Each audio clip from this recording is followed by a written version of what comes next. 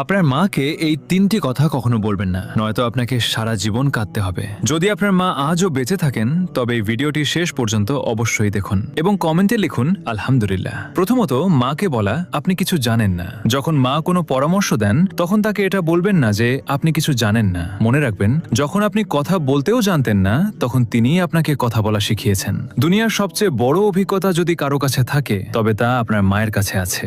দ্বিতীয়ত, মাকে কখনো বলবেন না আপনি আমার জন্য কি করেছেন। যদি কখনো আপনার মনে হয় যে মা আপনার জন্য কিছুই করেননি, তবে সেই রাতগুলোকে মনে করুন যখন আপনি অসুস্থ ছিলেন আর মা সারা রাত জেগে আপনার সেবা করেছেন। আপনার এক ফোঁটা চোখের জলে যদি কেউ সারা রাত না ঘুমিয়ে থাকে তবে তিনি কেবল মাই হন। তৃতীয়ত, আমাকে একা ছেড়ে দিন। রাগের মাথায় মাকে কখনো বলবেন না আমাকে একা ছেড়ে দিন, কারণ একদিন তিনি সত্যিই আপনাকে চিরদিনের জন্য একা ছেড়ে চলে যাবেন। তখন আপনি চাইবেন কেবল একবার তার সাথে কথা বলতে, কিন্তু তখন অনেক দেরি হয়ে যাবে। যদি আপনার মা বেঁচে থাকেন তবে তার জন্য একটি সুন্দর কমেন্ট অবশ্যই করবেন।